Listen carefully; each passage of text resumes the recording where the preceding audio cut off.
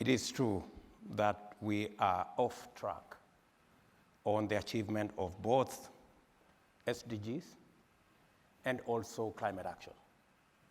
And we came to the conclusion at our Africa Climate Summit that it is no longer possible to discuss development, SDGs, and climate separately, that these are one and the same. And if there is something we learned from the COVID, is that there is nobody who is safe. We can all be in trouble.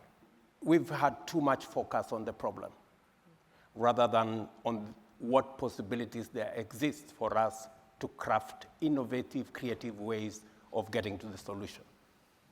We have challenges, correct, of resources, both for SDGs and for climate. But many countries, many low-income countries are constrained by debt.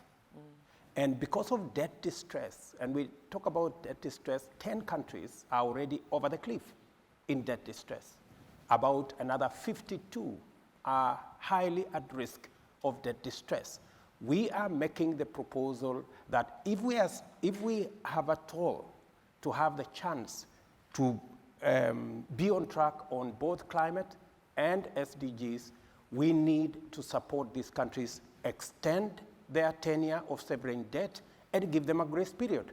That's how they are going to have the possible chance to leverage resources for them to provide resources for development, for SDGs, and for climate action. Secondly, we need to rethink the whole architecture around financing.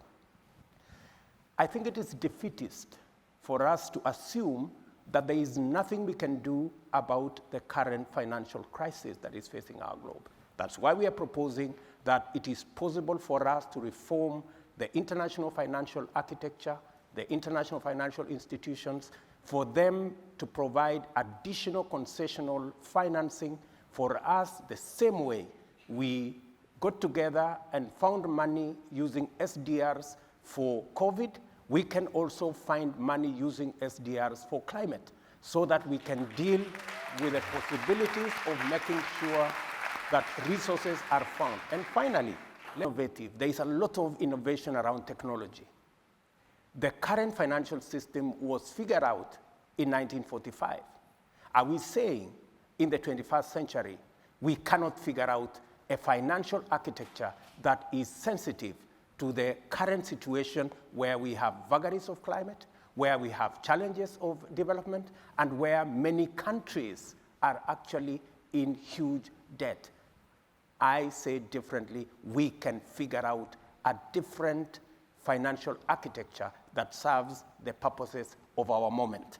And it is the reason why, working with Bill Gates Foundation in Kenya, we are reconfiguring how do we deliver health. In fact, we're changing from curative to promotive and preventive.